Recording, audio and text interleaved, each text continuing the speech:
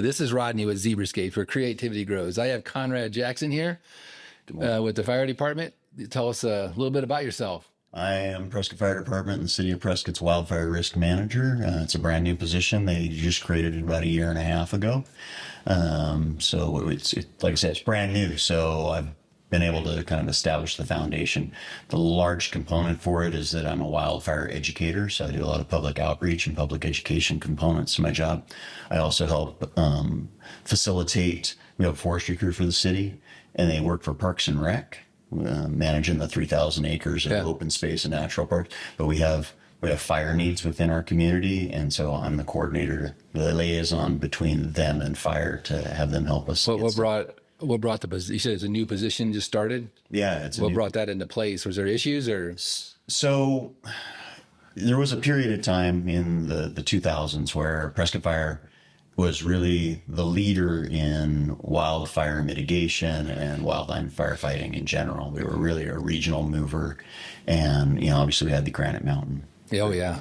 So subsequent to the Granite Mountain crew tragedy, the community, the department, the city as a whole, everybody kind of retracted from wildfire. Everybody it was so bruising and so painful for the entire community. Yeah. So that didn't make the wildfire risk go away. So it became apparent as the years went on that the issue's still there and we need to do something about it. And so this position was brought in to try to kind of facilitate movement back in that direction, where we're dealing with a very real and legitimate threat. It's the largest natural disaster threat that Prescott faces. Yeah. So, there's a huge component of it that we can actually do something about. But we didn't have anybody working for the city doing something about it. Gotcha. So that's kind of my role. Other components to it are kind of developing what does that plan look like? What kind of projects should we as a city be engaging in? Who's managing our relationships with the Forest Service and state land, BLM, all those other players that have huge roles. And then grant writing to try to bring us in monies to help do those projects that need to be done, because we have a significant threat to our community, and we need to have a plan, and we need to start moving things forward again. And so that's why they created this position. So that fire, south of Prescott, up there by Hazley, north of that one, came across. How many years ago was that? Oh, the Indian fire. Yeah, in 2002. The Indian fire, yep. Yeah. So that was close. So yeah, that was right when we were really, really building up speed as a wildland player in dealing with wildland fires. Gotcha. So it was right about that same time where we actually got grant money as a city, as a department, to start that brush crew that would eventually become the Granite Mountain Hotshots. Oh, really? Yeah. It took a decade to get there. Gotcha. The movie kind of portrays it happening very quickly. Yeah. But it took the better part of a decade for those guys to go from being just a brush crew that was going around neighborhoods, knocking on doors, going, "Hey, would you like us to improve your property?" Yeah. To being the national resource that they ultimately were at the time of their passing. But wow, I didn't realize it. So the control burns, all that stuff. It's very important. Are you overseeing that stuff? So the city of Prescott does not currently do any of the prescribed fires. Gotcha. That's largely the Forest Service. We do these big meetings where we bring all these cooperators together. We sit in a room together and we look at the map of the region of the basin and look and see who's working where. And we look at opportunities for, if the state's working on a piece over here and the Forest Service can work on a piece here or here, well, shoot, let's have them work here, so it kind of creates better continuity. So it's good when you bring all those players together. And then we are obviously, as the city, working on our side of the fence, but we have such good relationships with, say, the Forest Service and state, that there's occasions where the Forest Service will come to us, and we have a standing contract to do this. Forest Service says, "Hey, can you come over here and help do this area over here?" Because they're short on manpower or whatever, and they foot the bill. They pick up the tab. They're utilizing our resource, the forestry crew. Those guys are just wrapping up a multi-year project working the Goldwater area, everything from like the Loba Lodge area all the way down to the lake and over towards Schoolhouse. So our guys have been instrumental in helping the Forest Service accomplish their resource needs and their project goals in that area. Awesome. So closer to hit home, there's a lot of fire happening right now in California. As a landscaper, people call, and I'm sure they call you office and panic. Yes. What are some of the big things that you see are very simple that the homeowners can take care of, and stuff that needs to be addressed to prevent sleepless nights and the fear of what could happen? So there's two parts to that. One is, what's causing the unrest, the unease, and it's not knowing. Okay, and so how can we resolve that? Education, we get people to understand. So that's what we're having this conversation now, right? But there's things you can do in a preventative fashion that will give you peace of mind because you know that you've taken proper steps. Yeah. And some of that is home related, vegetation related. Some of that is access to information and knowing that you're going to get notification if things go sideways. So I tell people there's 3 digitally related things that I highly encourage people to do. One is to go to Alert Evacuation, which is YCSO's registration for notifications. And in there, you can put in how I want to be contacted for an emergency by the sheriff's office, whether or not that be a phone call or an email or a text message. Okay. And also if like you have limited mobility or something like that, and you're in a position where you wouldn't be able to evacuate yourself and you need assistance, you can document there. It's not public information, but it's sheriff's information. Really? So that way they can send a sheriff's posse rep to come over and assist you. Maybe you've got a paraplegic mother that you're taking care of or something like that, and you can't get her out on your own. So you're telling me if there's a fire in an area and you already registered, you did all this stuff, it'll alert you that this, like will the fire department contact this person through the email or whatever? So that's not the fire department. That's county, and that's the sheriff's office. Okay. And so whatever notification procedure that individual's indicated, that is what the sheriff's office is going to use. It could be a text message, it could be an email, it could be a phone call, whatever they've indicated that's how we want to be. And they know there's a handicapped person, or they know what the needs are. Yes. That's impressive. Yeah, and that's a great thing. And so that's just like one and done. You go do it, you register. All right. So the second thing I tell people is to use the Genesis Protect app. So Genesis, it's spelled GENASYS as opposed to SIS, but it's Genesis Protect. And that is the platform that we're using for evacuation purposes. The county, the cities are all doing it. We have the entire region broken into little zones. And so on my side of the coin, what happens is, say we have a captain shows up on scene for a wildland fire, and we all know where the wildland fires. They're given the forest road or the intersection or wherever, and they see that it's getting up and running, and they're like, "Oh my God, we need to evacuate."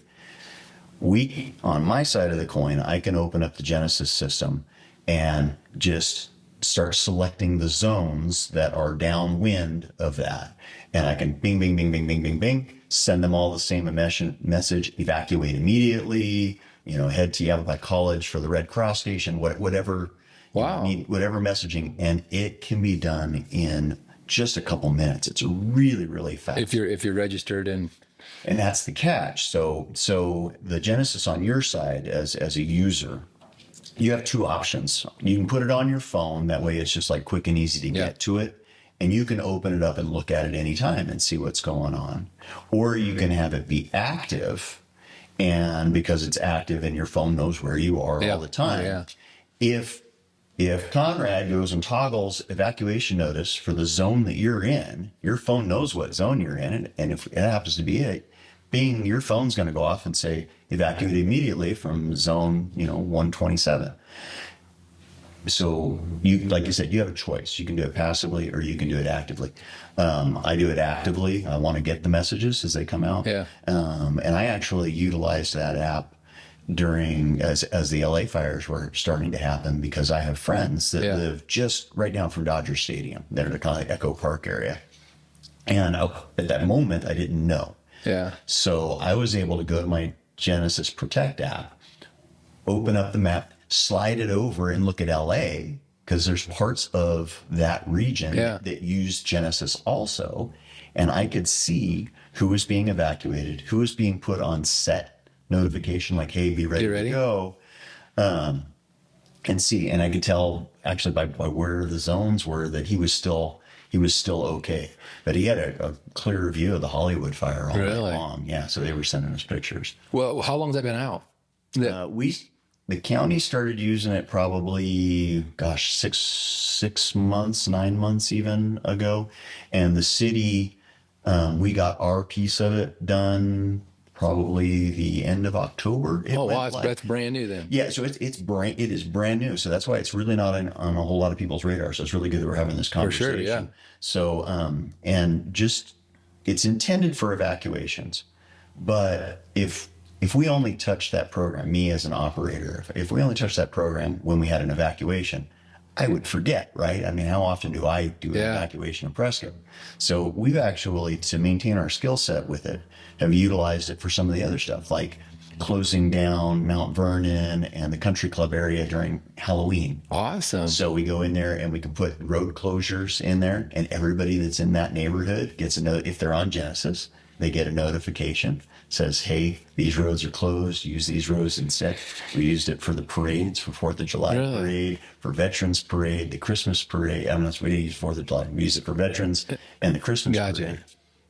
Yeah. That's impressive. You guys got night. Yeah, that's awesome. Because I was, when the Granite Mountain fire, I was right in Granite Oaks, and they came over to me and they're like, hey, we might be evacuating. You know, I thought, man, if it jumps. But so you'll give notifications out. We got a fire. This is where, a couple of days we could be here. And you. Yeah. So we get that notification. And when by the same token, when it becomes okay to put people back in there, you will get that notification again that says it's okay to return. Please be aware of this, or give you a web link to say, hey, for more information, click here, and take you to a place where, because we only have so many characters we can use. But you hit on a really, really good point. There is a huge misconception that a fire department representative or a sheriff's officer is going to come knock on your door. Yeah. And if you think of just, let's look at the LA scenario, the Palisade fire, 20 minutes, it went 200 acres. And wow. So for people who don't have like that mental picture, is what does 200 acres look like? The actual gridiron of a football field is about an acre. So 200 football fields in 20 minutes. How many houses would that entail? And it's active live fire that's rolling and go. It's not like it went 200 acres and stopped. It went 200 acres and it's still going. And it's wide. And to have the idea that a police officer is going to go knock on a door and have a 30-second conversation with you about getting evacuated right now, we can't do it. It's just not going to happen. We don't have the personnel, and it's a safety issue. So that's why we really, really want people to engage with both the Alert Evacuation notification system and the Genesis Protect system. And then the third thing that I tell people is that they should, if they're really concerned about wildland fire, is to look at the Watch Duty app. There's a nonprofit group that created this app that monitors all the wildfire activity. In kidding. They're starting to expand nationally, but I mean, obviously, Southwest has a bigger concern to it in the West in general. Yeah. So they've got a strong presence across the West. They have volunteer staff that monitors all the radio traffic, puts very, very, very timely notifications. So even if the Genesis alert goes out, they will be on that and add that to their Watch Duty app also. And so they're just really Johnny on the spot, and you can see all of the contemporary data that's coming out on fire.